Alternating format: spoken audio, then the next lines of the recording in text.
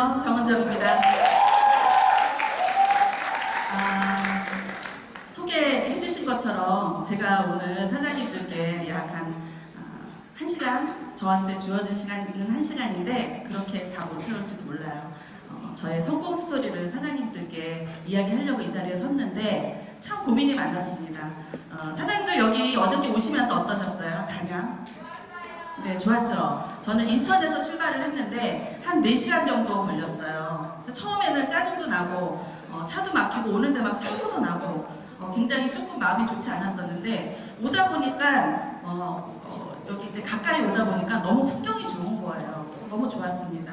어저께 세미나에서 정말 동기부여 너무 많이 받았어요. 강의 너무 좋았거든요. 어저께까지 딱 좋았습니다. 밤이 되고 사장님들이 좋은 단양에서 단꿈을 꾸시고 동기부여 애프터를 하시고 행복한 시간을 보내실 때 저는 계속해서 오늘 이 무대 걱정 때문에 새벽 4시부터 일어나서 잠을 못 잤어요. 그 이유는 좀 많이 부담스럽기도 했고 또 하나는 제가 이 자리에 성공한 사람으로 서는 것이 합당한가? 라는 그 반문이 저에게 있었습니다. 그래서 성공 스토리이지만 사장님들이 이 자리에 있는 저는 누군가의 스폰서이고요, 누군가의 파트너이고 또 여기 계신 형제 사장님들께 하고는 제가 같은 직장 동료라고 생각을 하시고 그냥 함께 한 목표를 가는 사람의 성공을 향해 가는 스토리를 듣는데 저의 지나온 일들을 그냥 편안하게 사장님들이 듣는 그런 시간이 되셨으면 좋겠습니다. 그래서 저도 편안하게 사장님들과 함께 저희 이야기들을 나누도록 해보겠습니다. 우선 제가 사진 한 장을 보여드릴 텐데요. 제 어렸을 때 사진이에요. 예쁘다고 해주셔야죠. 네. 감사합니다. 네.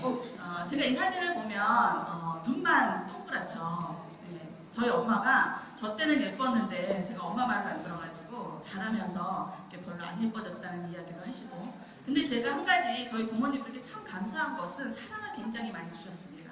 그리고 제가 조그만 어떠한 것을 잘하면 굉장히 칭찬을 많이 해주셨어요. 우리 딸이 최고야, 제일 예뻐 막 이러니까 제가 그런 사람인 줄 알았던 거예요. 실제로 제가 이 왼쪽 목에 보면 어렸을 때부터 여자아이인데 점이 굉장히 큰 게 있어요. 검은 점인데 그때 이제 자라면서 아이들이 저를 놀리기 시작을 합니다. 너 때 안 닦았지?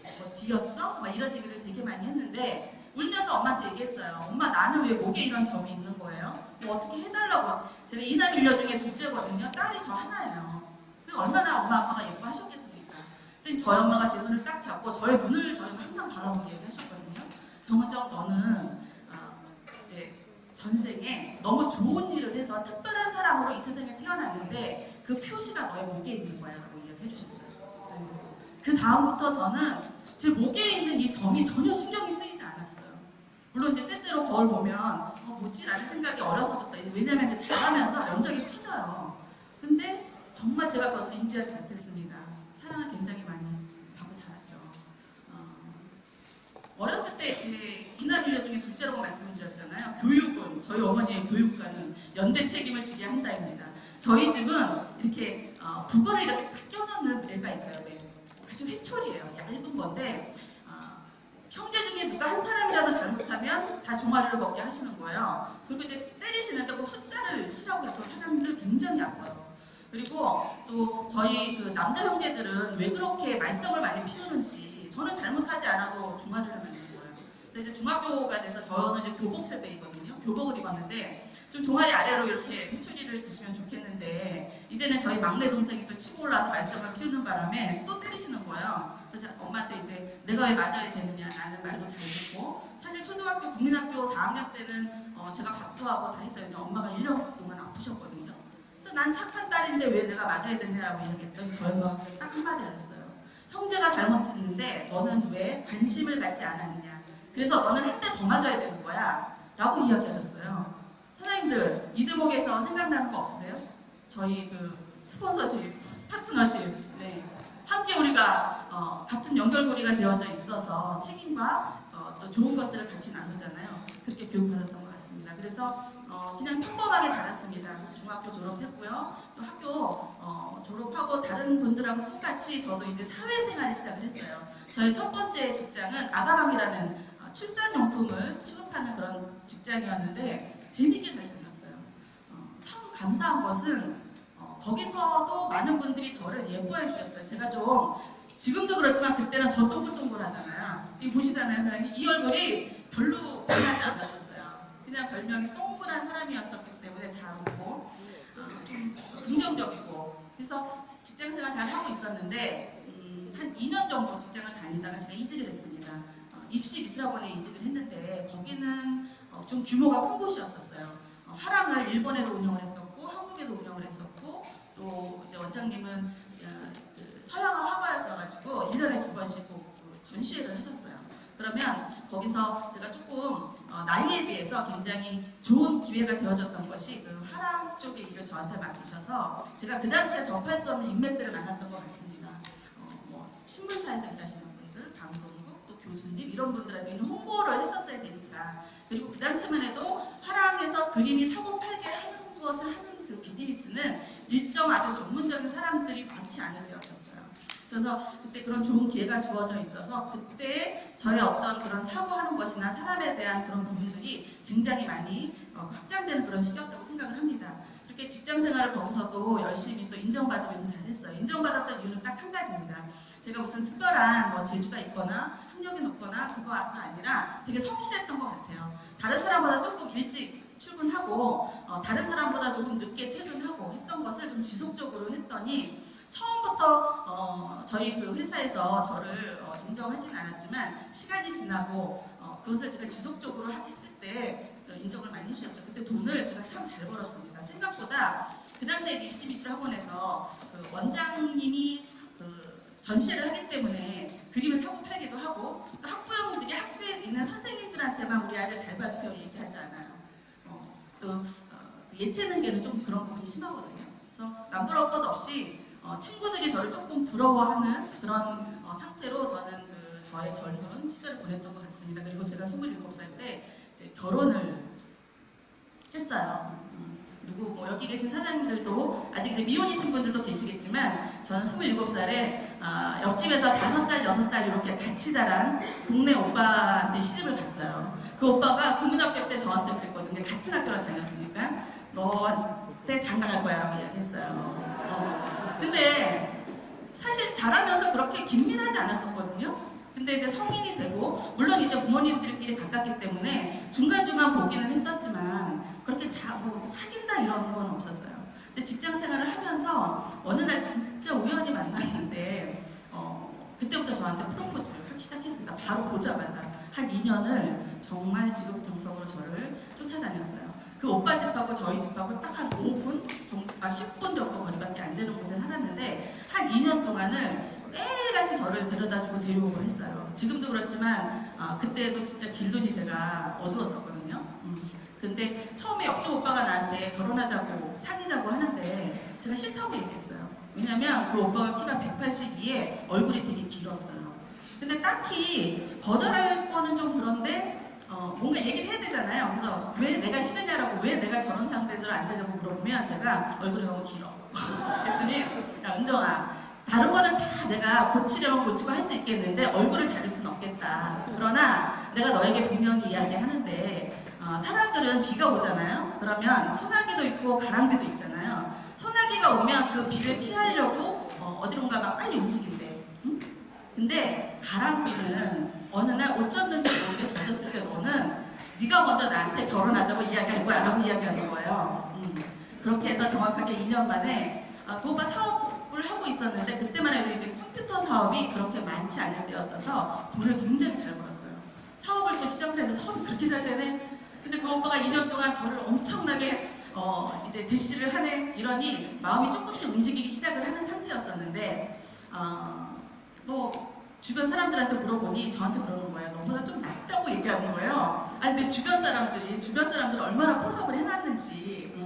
그래서 마음의 결정을 좀 하고 그래 좀 우리가 이제 그러면 오빠 결혼하자 그랬으니까 하자 그랬더니 저보고 얘기하는 거예요. 좀 미루자. 그래서 제가 이제 와서 바람 빼고 다 젖었는데 아직 자존심 상하게? 그때 뭐라고 얘기하냐면 은정아 오빠가 지금 회사가 조금 어려워 라고 이야기하는 거예요.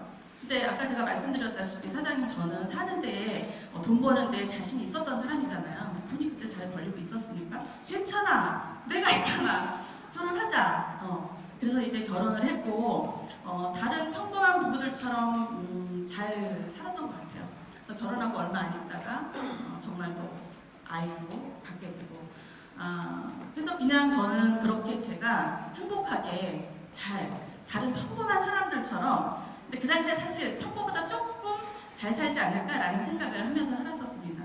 근데 제가 결혼한 지 딱 5개월 만에 저희 남편이 이제 회사가, 사장님 다 예상하시죠? 이 대목에서 회사가 좀 어려움이 있으면서 부도가 났어요. 이제 회사를 갑자기 무리하게 확장하면서 가계수표를 발행을 하고 그 카드 가계수표 이제 돌려받기 이런 것들을 하고 그러면서 굉장히 어려운 상황에 딱 봉착했나 봐요. 그래서 저한테 얘기하는 거예요. 집에 차압이 들어올지도 몰라요.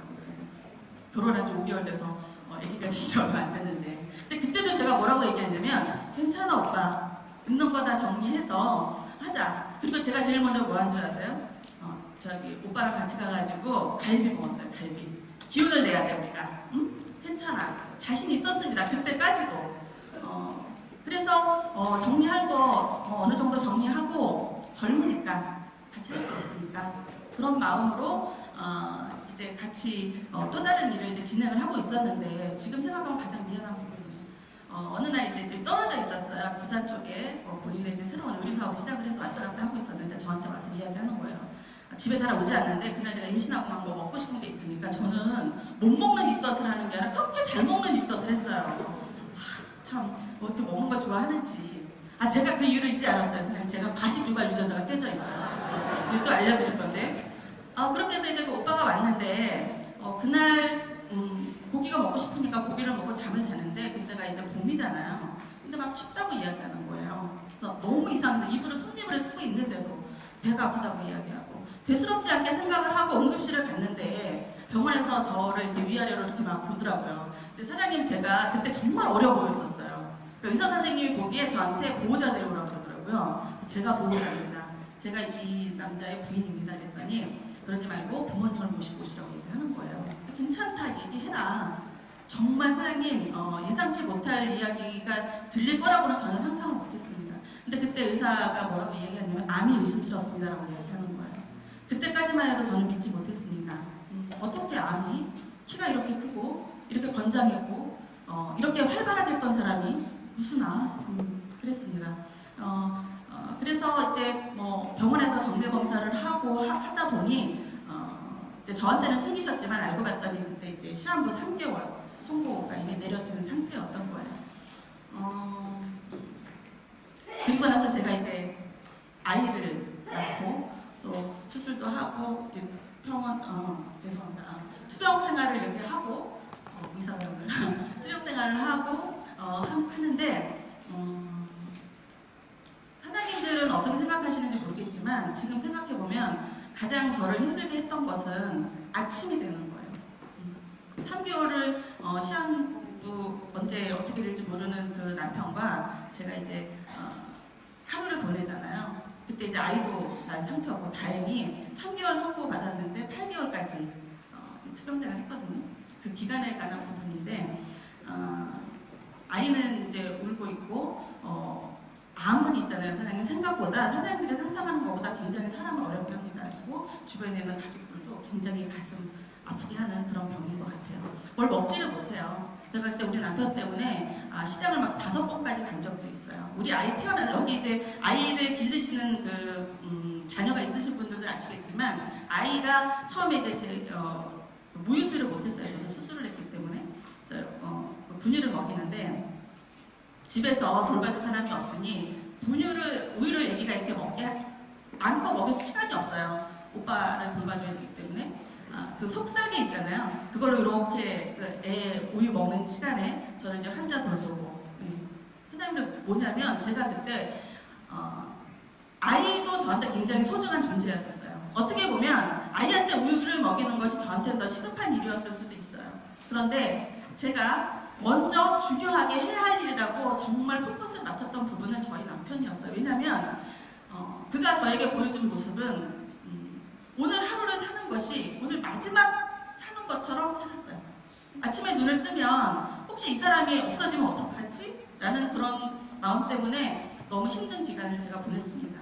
그리고 8개월을 저한테 꽃처럼 그림처럼 있다가 가장 감사한 것은 그 암이 굉장히 통증이 심하잖아요. 저한테 얼굴 한번 찡그리지 않고 하늘나라로 갔어요. 그렇게 해서 저는 평범하게 살 것 같았던 저의 그 결혼 생활이 그렇게 해서 남편과 이별을 하면서 다시 이제 사회 속으로 이렇게 나오게 됐는데, 그 당시에 저희 남편이 하늘나라로 가면서 약간의 부채를 남기고 갔었기 때문에 또 그 부분을 제가 해결을 해야지 됐었잖아요. 그때 정말 열심히 살았던 것 같습니다. 슬플 겨를이 없었어요. 아이 양육도 했었어야 됐고요. 사장님들 그 성공 스토리 제 거를 이제 들으시면 제가 20대 중반부터 저희 친정 부모님 생활비를 지금까지 지원을 하고 있잖아요. 그래서 여러 가지 제가 맡은 그 책임을 져야 될 부분이 정말 많이 있었어요. 그랬을 때 많은 사람들이 저한테 뭐라고 얘기하냐면, 그냥 남편의 부채를 네가 책임지지 말아라. 응? 그것까지 왜 그렇게 하느냐. 근데 제 마음이 그때 어땠냐면, 20년 동안 알았던 그냥 결혼 안 했던 사람이었던 사람이라 할지라도 저한테 정말 제 인생의 어떤 한 부분이었던 사람이 가는 거면 그냥 나 몰라라 할 수 없겠는데, 남편이었었고 너무 가여웠어요. 사람이 일찍 어떤 자기의 인생을 다 하지 못하고 간 것도 너무 가슴이 아픈데, 그를 평생 빚진 사람으로 이 세상에 다른 사람들한테 기억되게 하고 싶지 않았어요. 그리고 또 하나는 제가 이제 아들이 있었거든요. 그 아이가 자라나서 아버지의 얼굴을 모르겠죠. 본 적이 없으니까. 근데 어느 누군가 한 사람이라도 너 아버지가 빚진 사람이야 라는 이야기를 저는 절대로 듣게 하고 싶지 않았어요. 그래서 그 빚 갚는데 거의 한 3년 걸렸습니다. 그때 직업을 한 3가지 정도 가졌던 것 같아요. 제약회사에 그 기장을 해주는 거가 있어요. 오전 아르바이트. 그리고 제가 미술학원에 있었기 때문에 미술학원. 저녁에는 제가 이렇게 보기에는 사장님 동글동글하고 되게 그 아무 일도 안 했을 것 같잖아요. 아마 제가 그 일식당을 빼놓고는 식당 서빙을 안 해본 게 없어요. 왜냐면 저에게는 목표가 있었잖아요. 갚아야 될 돈.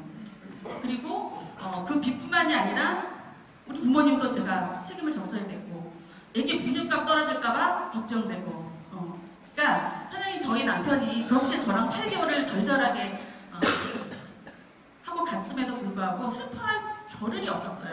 여유가 없었어요, 사장님. 저한테는 가야 할 목적지가 너무나 강했기 때문입니다.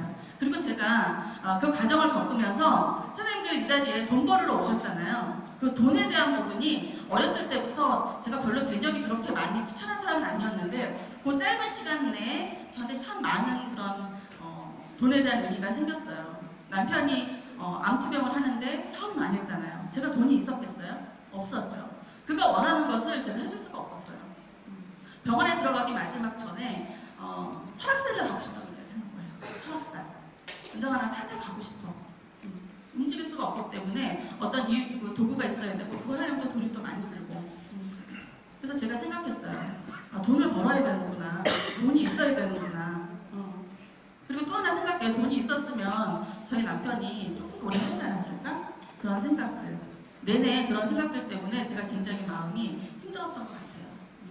이렇게 이런 이제 과정들을 제가 겪으면서 나름 열심히 살았고, 또 다른 도구를 향해서 가고 있었습니다. 기회가 오더라고요. 정말 제가 열심히 사니까 그 당시에 제가 이제 30대 중반 전이니까, 그 당시에 베트남 시장이 산업체들이 많이 들어갈 때예요. 근데 저희 그 외삼촌께서 외무부에 계셨는데 저한테 제안을 하나 하는 거예요.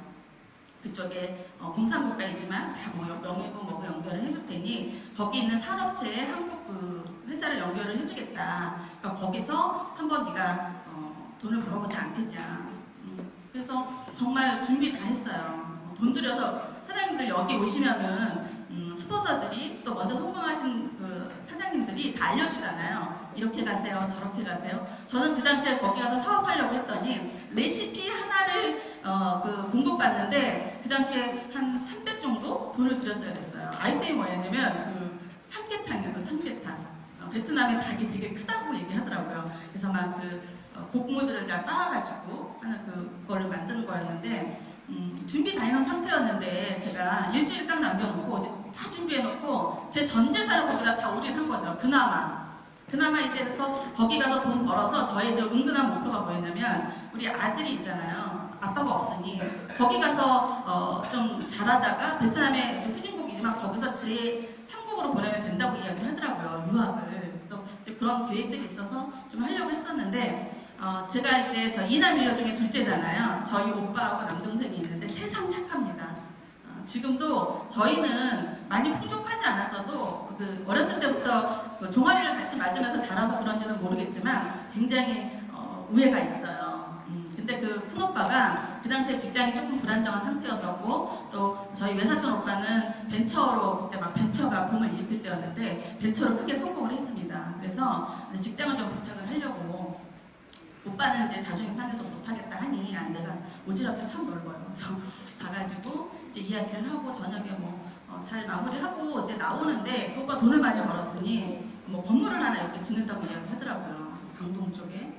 그래서 그 근처에서 만났으니까요. 그래서 거기 가가지고 이제 베트남 들어가기 딱 일주일 남겨놓은 시점이었었어요. 그래서 올라갈 때는 잘 올라갔어요. 너무 좋더라고요. 그래서 오빠 너무 부럽다. 나도 빨리 베트남 가서 돈 벌어가지고 이런 건물을 꼭 짓고 싶다. 막 이런 이야기를 하고 올라갈 때는 잘 올라갔는데 내려오면서 제가 또 후방 발을 딱 잘못 밟았어요.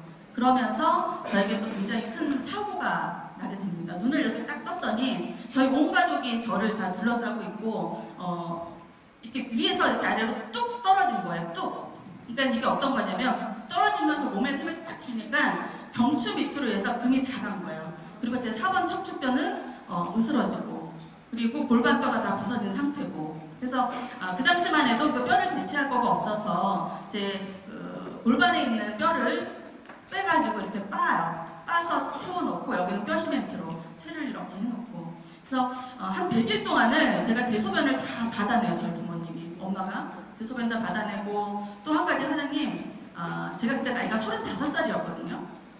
35살에 사장님들 한번 30분간 똑바로 한번 누워보세요. 누워서 30분도 있기가 너무 힘들어요. 배겨가지고. 그래서 그때 내가 진짜 이러다가 이게 못 일어나면 어떡하지? 라는 그런 불안함. 의사가 와가지고 또 의사 선생님이 뭐라고 얘기하냐면 제가 얼마만큼 이렇게 누워있어야 되냐 그랬더니 3개월 이상 있어야 된대요. 오케이. 그럼 3개월 후에는 일어나서 내가 정상적인 생활을 할 수 있겠느냐라고 물어봤더니 뭐라고 얘기하냐면 그럴 수도 있고 그렇지 않을 수도 있다고 얘기하는 거예요. 이유가 뭡니까? 라고 물어봤어요. 그랬더니 뼈가 워낙 많이 손상이 된 상태이기 때문에 이게 딱 일어났을 때 와르르 무너질 수가 있다는 거예요. 그러면 어떻게 되나요? 그냥 좀 하반신을 쓸 수 없게 그렇게 이야기를 병원에서 저에게 이야기를 해요. 그래서 참 너무 힘들었던 그런 시기였던 것 같습니다. 그래서 100일 동안 정말 많은 그런 생각들을 하게 되고요. 또 누워서 먹고요. 누워서 대소변 다 보고 누워서 아무것도 할 수 없는 그런 시기를 제가 35살 때 겪었다고 말씀드렸잖아요. 사장님들이 지금 아미코젠 퍼시픽의 유전자 검사가 왜 중요한지 한번 생각해 보셔야 돼요. 저는 그때부터 뭐가 불안했냐면 암도 두려웠지만 치매에 걸리면 절대로 안 되겠구나. 중풍에 걸리면 절대로 안 되겠구나. 그거를 몸소 깨달았어요.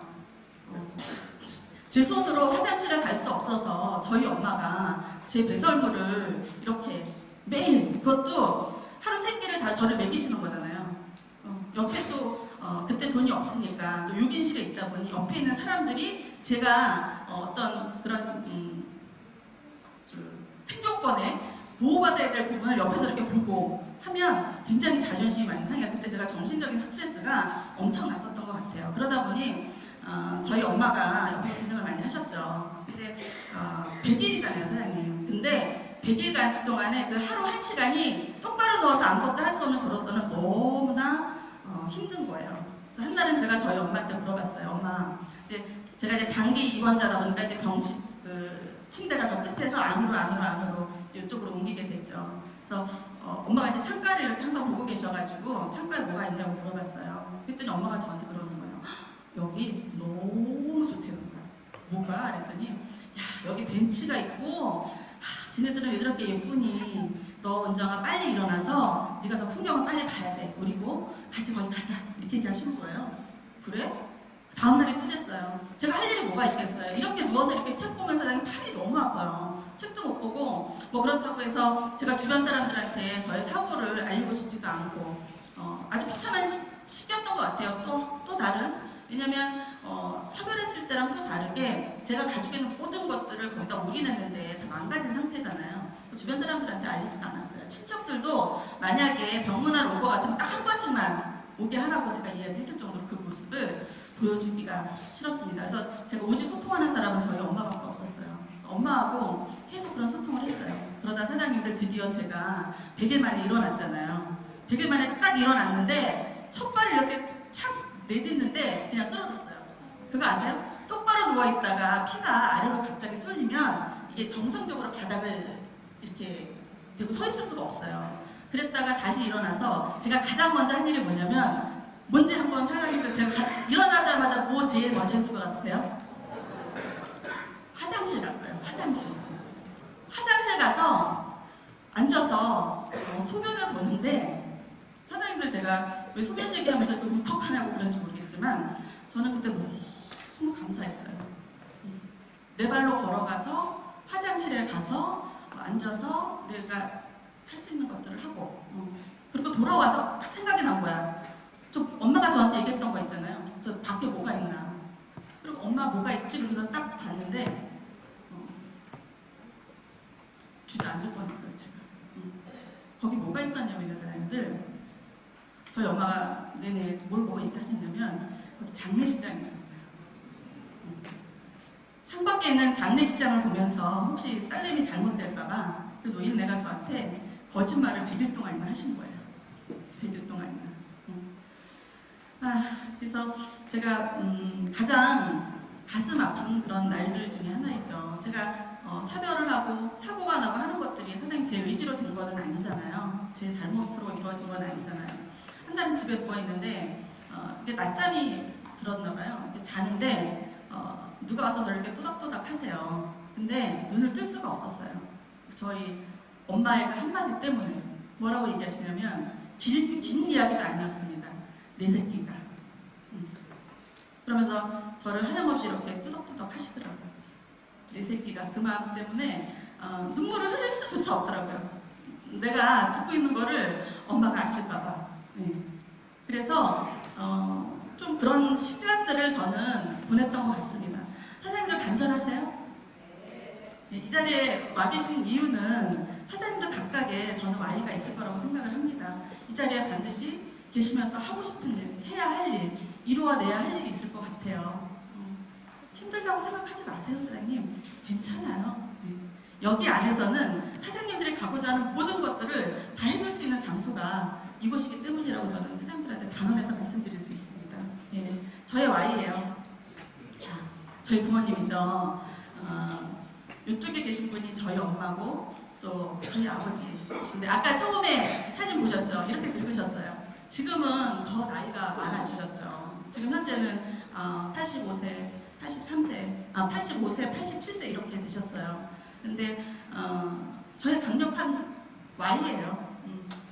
저는 가족주의이기도 하지만 저희 아버지는 제가 저희 남편하고 이렇게 사별했을 때 장례식장에 오셔서 계속 계셨는데 눈물을 안 보이셨어요. 안 보이셨고 괜찮아. 살다 보면 여러 가지 일들이 있어. 그리고 우리 딸은 아마 나중에 굉장히 좋은 일이 많이 생길 건가 봐. 은정아 살다 보면 60이 되고 70이 돼서 이런 일을 겪는 것보다 젊은 나이에 감기처럼 지나가. 걱정하지 마. 라고 이야기하셨거든요. 그리고 이제 발인을 하고 아버지 이제 장례식장 내내 계시다가 발인을 남겨놓고 이렇게 집으로 잠깐 가신다고 가셨는데 가시나 보다 하고 있었어요. 그랬는데 제가 뭐 전할 말이 있어서 쫓아갔더니 제 앞에서 그렇게 당당했던 저희 아버지가 제 앞에서는 눈물 한 방울도 보이지 않고 괜찮다고 이야기해 주셨던 저희 아버지가 주저앉아서 울고 계셨어요. 제가 그래서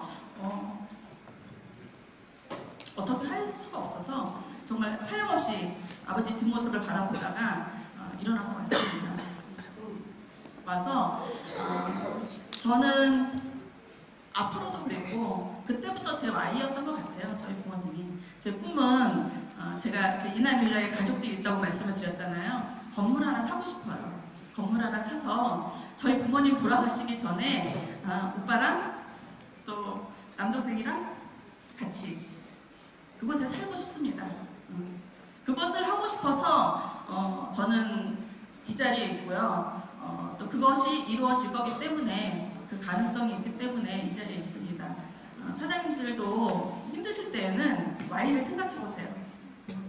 근데 사장님들이 생각했던 것보다 정말 진지하게 생각을 해보시면 사장님들만의 보이지 않는 Y가 분명히 있습니다. 아무한테도 얘기할 수 없었던 Y, 그 Y를 한번 찾아보셨으면 좋겠어요. 네. 근데 제가 이제 40대 새로운 시작, 새나라가 밝았습니다. 제가 이제 저희 남편이랑 사별을 하면서 저한테 어떤 트라우마가 생겼어요. 이게 뭐냐면 그 당시만 해도 제가 살았던 시대만 해도 여자가 잘못 들어와서 아들이 어떻게 됐어 막 이런 소리를 들을 때였었고 사실 어저께 곰곰이 생각을 해봤어요. 그게 아니었어도 제가 20년 만에 그 답을 찾았습니다. 그게 아니었어도 제 스스로가 어떤 트라우마, 자격지심을 가지고 있었던 것 같아요. 왜냐면 내가 그 사람을 많이 좋아했었기 때문에 혹시 나 때문에 나하고 결혼했기 때문에 이 사람이 이런 일을 겪은 건 아닐까, 나 때문이 아닐까, 그것 때문에 너무 힘들었습니다. 그리고 저는 새로운 시작을 그래서 하지 않으려고 했어요. 할 수가 없었죠. 누군가를 제가 이제 29살에 남편이 하늘나라로 갔잖아요. 그러다 보니까 너무 어린 나이였었고 좀 괜찮지 않나요, 사장님 제가? 네, 그때도 뭐 29살이었으니까 여러 가지 이제 저한테 대시하는 분들이 있었는데 마음이 와닿지가 않았어요. 가장 두려웠던 것은 아마 이 사람이 또 나 때문에 어떠한 일을 겪으면 어떡하지? 라는 것 때문에 선택하지 않았습니다. 그랬던 저한테 40대의 어느 날 어떤 지인의 소개로 어떤 남자분을 한 분을 만나게 됐어요. 근데 제가 이런 과정들을 겪었고 또 어떤 트러블을 가지고 있는 상태였는데 그 사람하고 제가 그 만남을 갖기가 어려웠을 거 아니에요. 근데 그분이 또 그렇게 저를 쫓아다니는 거예요. 저는 20대 때부터 사장님들 그냥 제가 봤을 때는 괜찮은 것 같은데 남자들이 저를 별로 안 좋아했어요. 별로 안 쫓아다니더라고요. 그래서 맨 처음에 쫓아다녀서 결혼하자는 남자하고 결혼했는데 2년 동안 가랑비에 옷 젖게 해놓고 저를 떠났잖아요. 근데 이제 이분도 그 전에 뭐 이런저런 이야기를 많이 했었어도 이분도 저를 딱 보자마자 뭐라고 이야기를 하냐면 자기가 나랑 결혼할 거라고 얘기하는 거예요. 속으로 아니 무슨 김치 국물을 저렇게 마시나? 그 이유가 제가 너무나 싫어하는 스타일인 거예요. 왜냐면 제가 눈도 동그랗고 제가 좀 동글동글해가지고 이런 얼굴 별로 안 좋아하거든요. 좀 이렇게 선이 가는 그런 얼굴들을 좋아하는데요. 박익태 사장님 좋아해요. 근데 딱 만났는데 서로가 이상형이 아닌 거예요. 근데 그분도 저한테 뭐라고 얘기했냐, 맨 처음에는 자기 여동생이랑 너무 똑같이 생겼대요. 그래서 여자로 느껴지지 않는데. 그래서 그러면 편안하게. 근데 문제는 이제 둘이 대화를 하기 시작하는데 코드가 너무 잘 맞는 거예요. 사실 저도 저희 가족들을 위해서 제가 무엇인가를 하려고 했을 때 전혀 아깝지 않은 사람이었거든요. 근데 이 사람도 얘기를 들어보니까 막내 아들임에도 불구하고 본인이 집안에서 많은 것들을 했더라고요. 아버님 생활비부터 시작을 해서 형님이 망하면 가서 자기 직장 다니니까 도와주고 여동생이 사고 치면은 경매로 넘어간 지 2번이나 적어서 해주고 이런 사람이었던 거예요. 그래서 일단은 그 코드는 비슷해서 대화가 잘 됐고요. 어느 날 저한테 또 제가 이제 움직이질 않으니까 저한테 그러는 거예요. 근데 사람이 일이 이렇게 만남이 되려니까 희한하게 어떤 말이 저에게 귀에 딱 들어오더라고요. 나는 정말 트라우마가 있고 어쩌고저쩌고 얘기했더니 저를 딱 쳐다보더니 뭐라고 얘기하냐면 괜찮대요. 뭐가 괜찮냐 했더니 자기가 나랑 사는 동안 살면서 만약에 우리가 한 번은 하늘나라로 가잖아요. 근데 나는 당신보다 하루를 더 살 거야 이러는 거예요.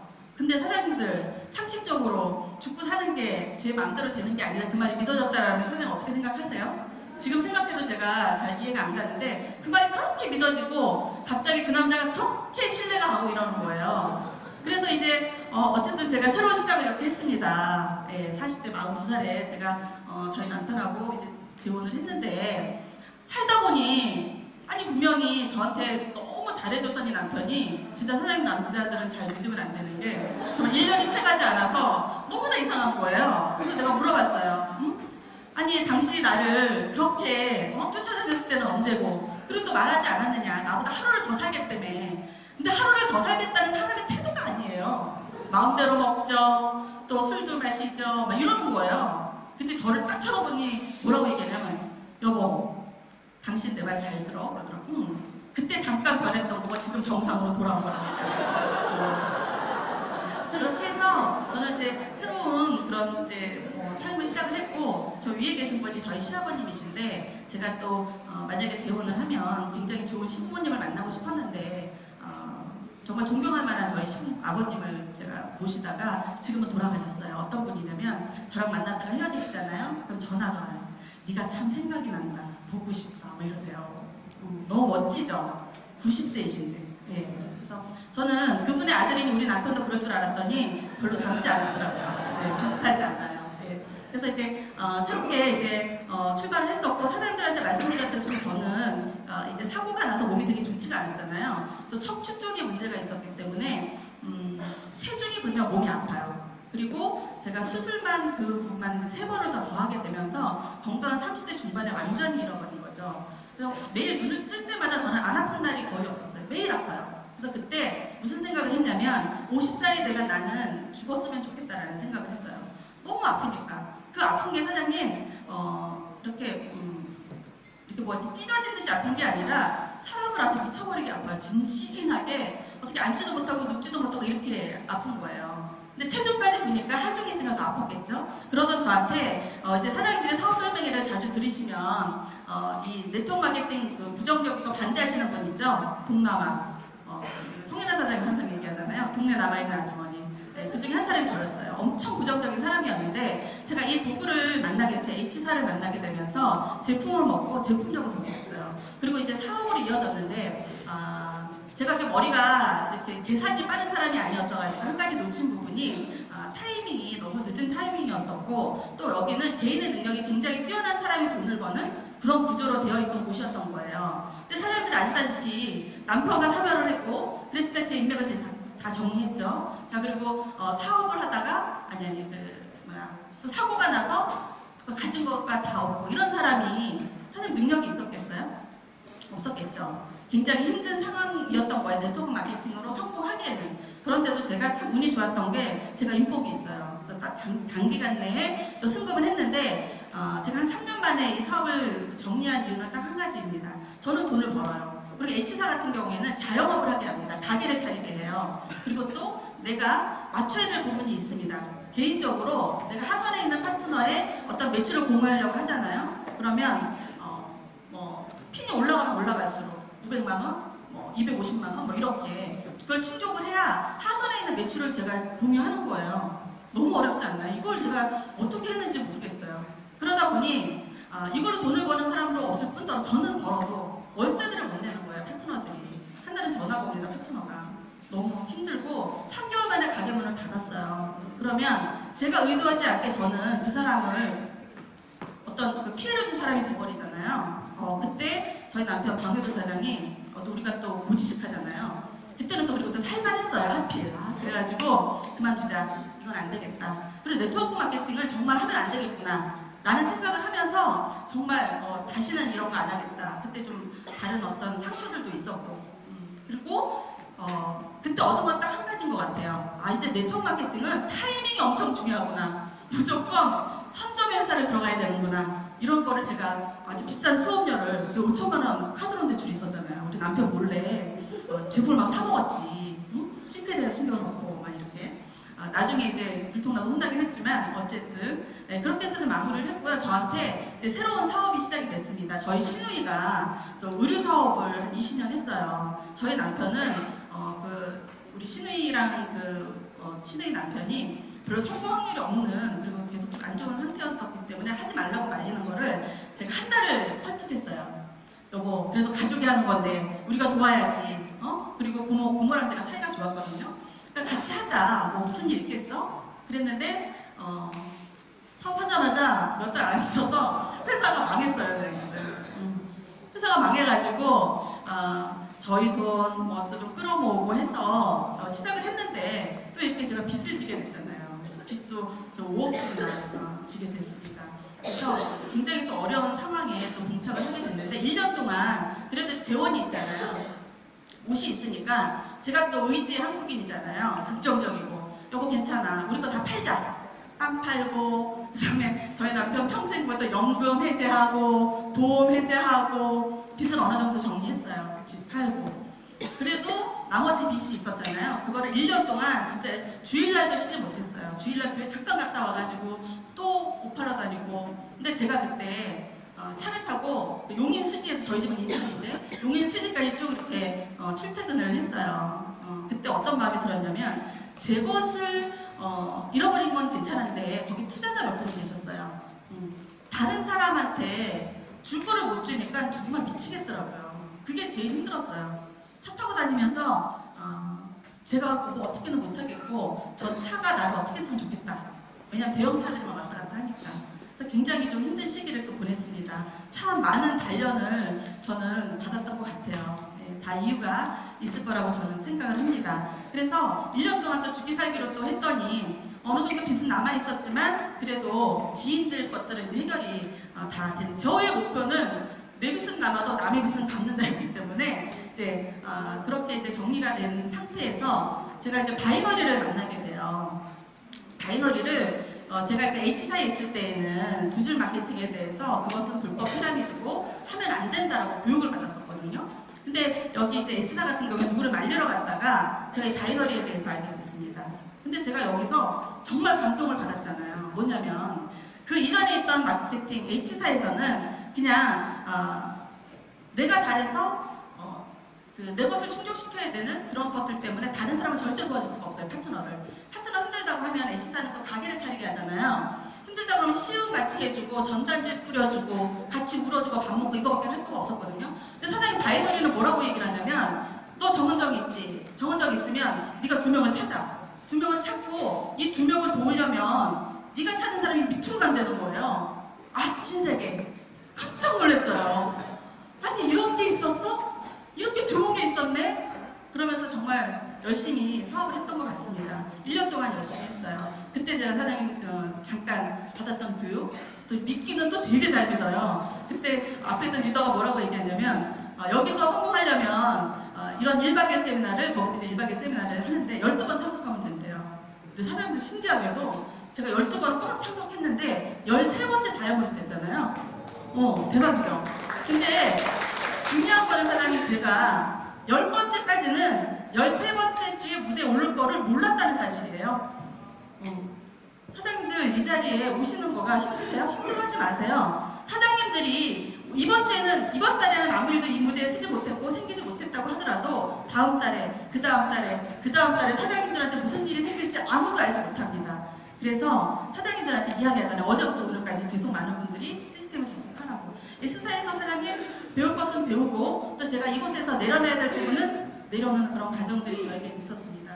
그리고 이제 이날이 있었죠. 2017년 12월 24일 날 크리스마스 이브날. 크리스마스 이브날은 그 예수님이 탄생하기 전날이잖아요. 아주 성스러운 날이죠. 그 성스러운 날 S사에서 열심히 사업하고 있는 저한테 친구가 전화가 왔습니다. 그 친구는 S사에서 그냥 얼굴을 알던 친구였었어요. 전화가 와서 무조건 강남에서 만나자는 거예요. 그래서 갈 수 있는 상황은 아니었지만 친구인이 의리를 지켜야 되잖아요. 저한테 또 여러 정보를 주셨던 분이기 때문에 힘들었지만 갔습니다. 갔는데 그 자리에 누가 계셨냐면 여기 앞에 예쁘게 웃고 계시는 김경희 스폰서님, 그 다음에 허은영 박지석 스폰서님, 그리고 정은택 스폰서님, 그리고 박수현 사장님, 서호 사장님, 그리고 황 대표님이 계셨어요. 근데 사실 여기 이제 두 분한테는 두 분도 제가 처음에 낯설었죠? 저도 두 분 정말 낯설었었어요. 이 눈빛이 지금 같은 모습도 지금 더 좋아지신 거 아시죠? 예. 그때는 서로가 이렇게 눈빛이 저 사람은 여기 어떠한 동료로 왔는지는 모르겠지만 무슨 생각을 하고 있지? 막 이런 거. 저는 여기는 어디고 나는 누구? 막 이런 거였었거든요. 근데 얘기를 듣는 순간 무슨 생각이 들었냐면 사장님 다행히도 저는 29살에 저희 남편이 대장암으로 사망을 했잖아요. 근데 저에게 유전자를 이야기합니다. 유전자를 이야기했고 유전자 검사를 해서 솔루션을 제공을 하면 암에 걸리지 않는다라고 이야기하는 거예요. 그런 게 있어요? 믿어지지 않았어요. 저는 사실은 너무나 신기했던 게 회사 소개는 서 사장님이 하시고 보상 소개는 박수현 사장님이 하는 거예요.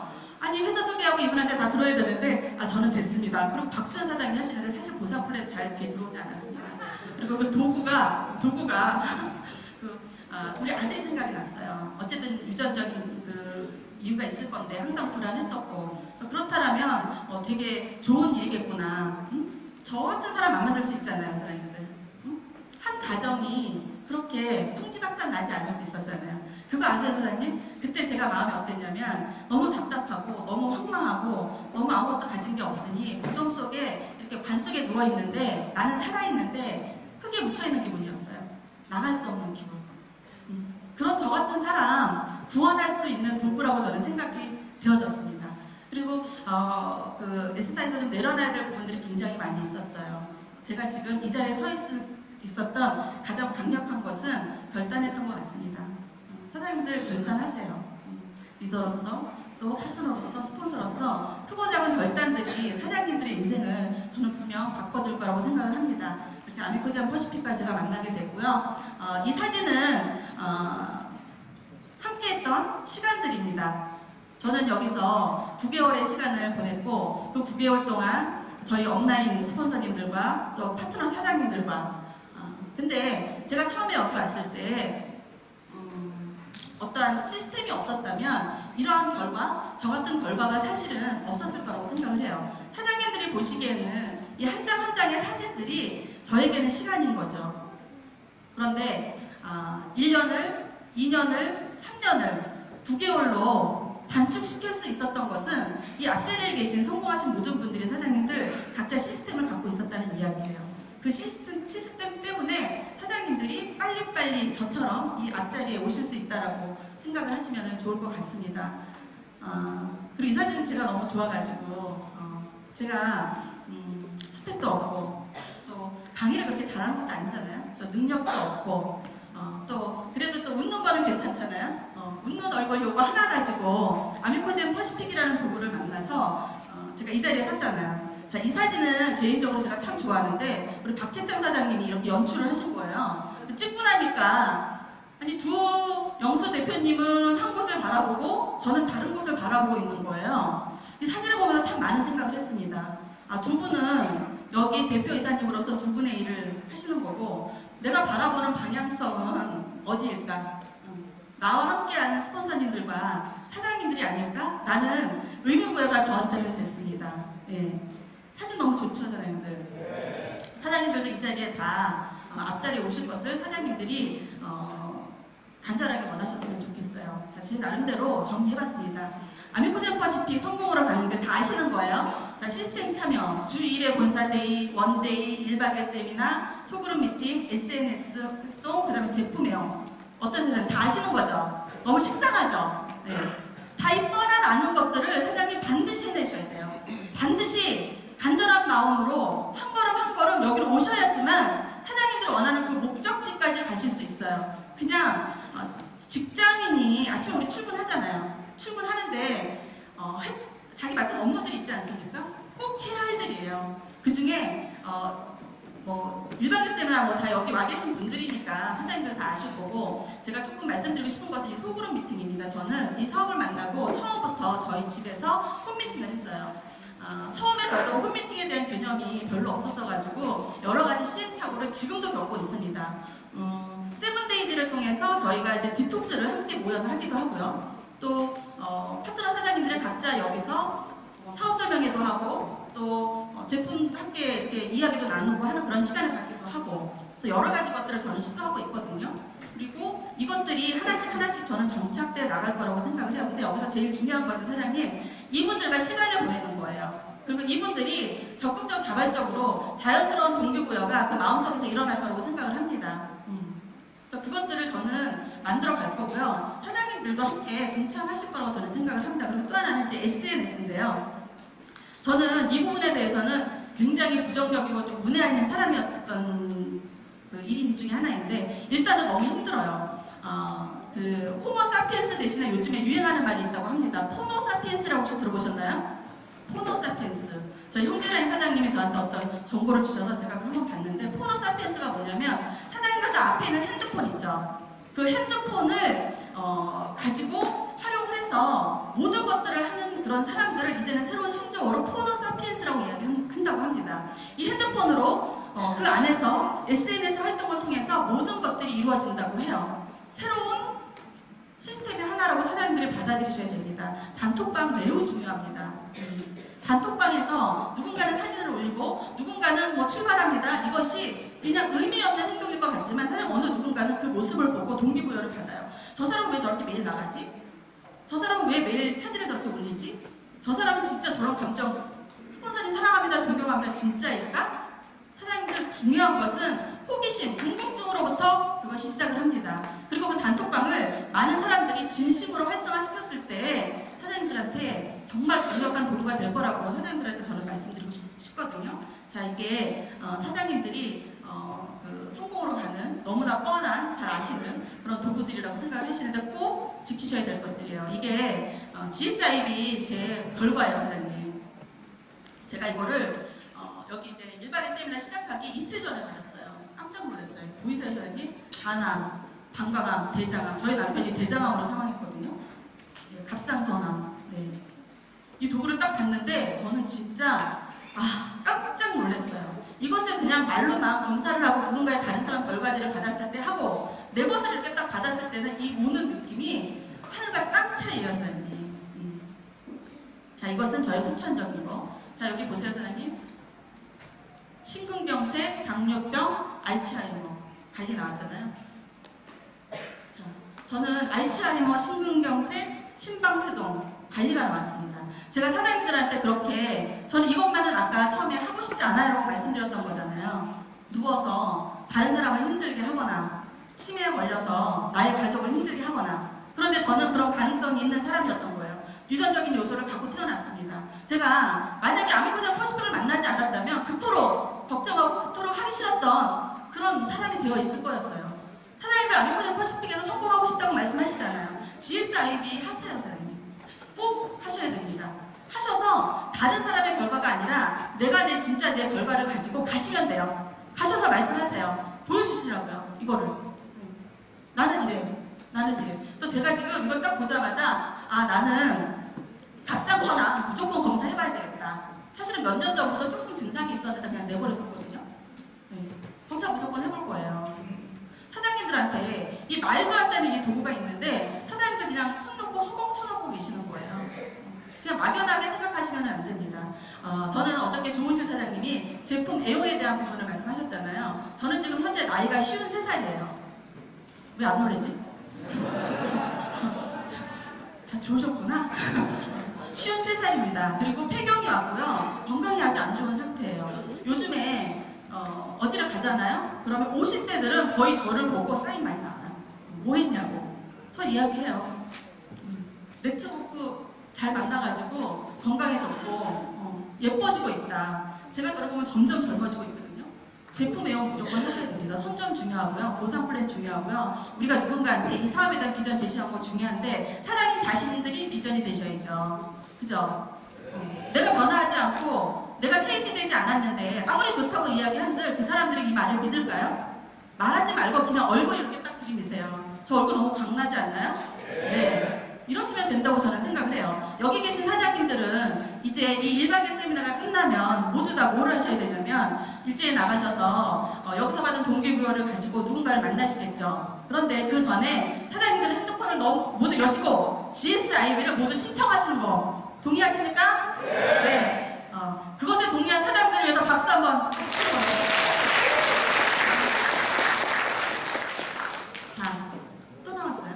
요거만 제가 하고 이제 마무리할 건데, 자, 이렇게 성공으로 가는 게 정성입니다, 사장님. 시간 하나하나, 마음 하나하나 정성을 들이셔야 돼요. 저도 이 사업을 하면서 마음에 걸려서 넘어질 때가 참 많았던 것 같습니다. 그게 다른 사람의 마음이 아니라 제 마음이었어요. 근데 제가 오늘 이 무대에서 저의 성공 스토리를 준비하면서 저를 많이 돌아봤어요. 제가 많은 어려움을 겪은 사람이기 때문에 잘하고 있다고 착각했던 것 같습니다.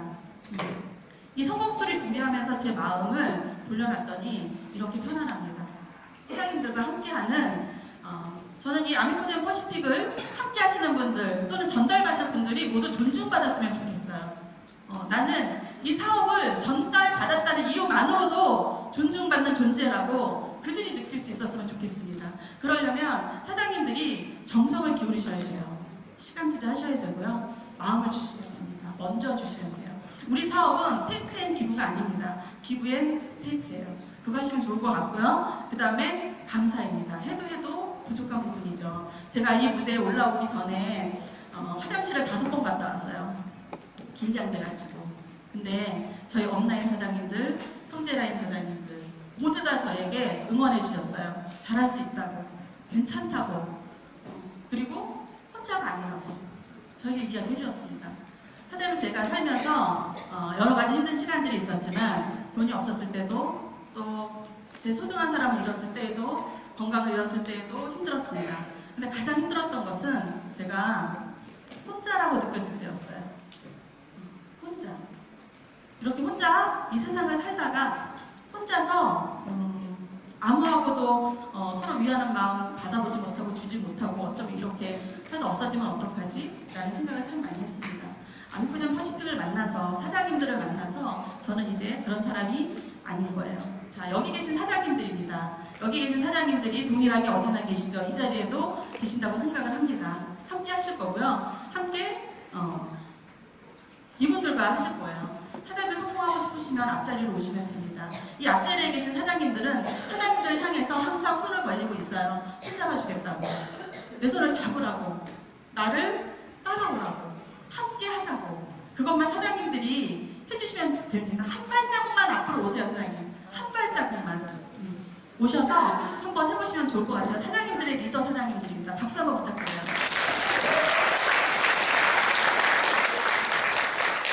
자, 나무에 앉은 새는 가지가 부러질까 두려워하지 않는다. 나무가 아니라 자신의 날개를 믿기 때문이다. 사장님들에게는 이미 날개가 있습니다. 회사 또는 함께하는 여러분들, 자기 자신 선택하셨잖아요. 이 멋진 도구를. 사장님들 부러질 도구라고 생각하시지 마세요. 꺾여질 자신이라고 생각하지 마시고 비켜서지 마세요. 정면으로 아미코젠 퍼시픽과 함께 한번 전진해 보시면 어떨까 저는 생각을 하고요. 이 사진 제가 왜 여기다 마지막으로 넣었냐면, 사실 저는 성공 스토리를 지금 하고 있지만 성공했기 때문에 이 자리에 있다고 생각하지 않습니다. 제 목표입니다.